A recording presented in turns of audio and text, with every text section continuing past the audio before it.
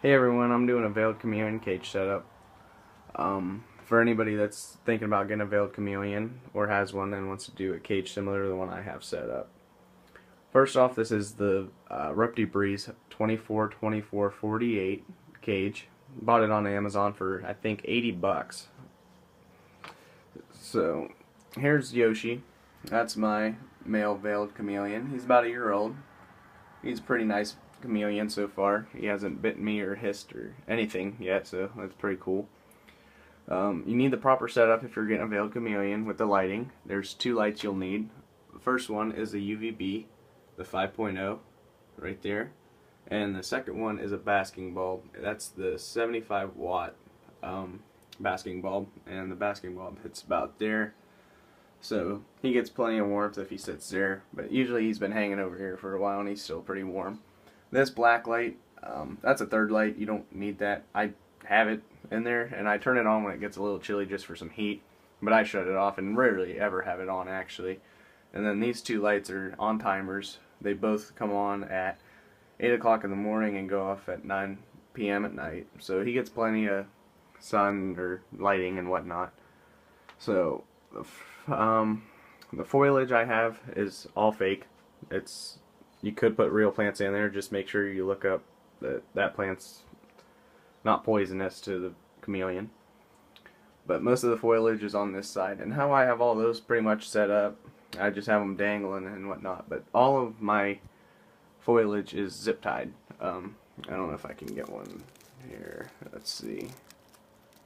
Yeah, it's zip tied right there, if you could see that, right through the cage.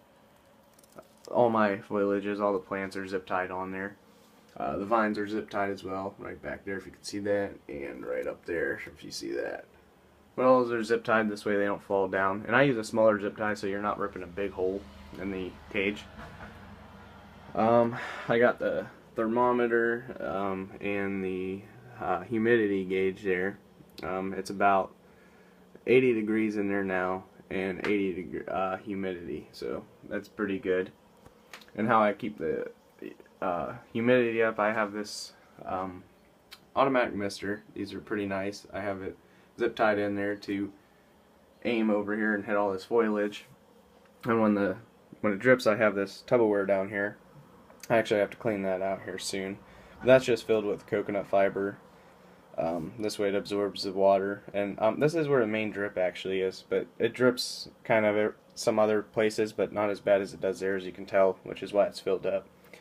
And to keep the automatic mister from spraying through the cage or on the wall or whatever, I have this plexiglass here that I installed. To install that, I just did the same thing with the zip ties.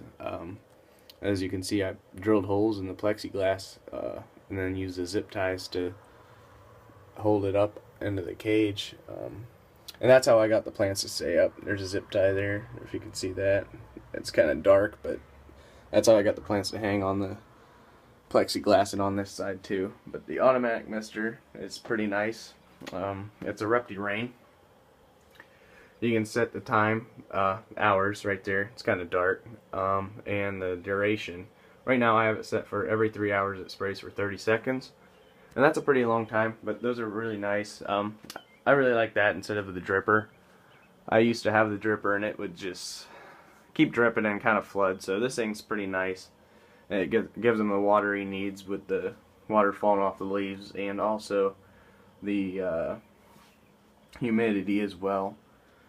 But other than that, I just have the cricket food down there and some cricket quencher. This way the crickets can eat. And I have a couple in there right now that he didn't eat yet today, so I keep that in there so whenever they get hungry they can have something and kind of keep them a little bit gut loaded. But that's pretty much it. If you have any questions or anything, just comment or whatnot and I'll be able to comment back.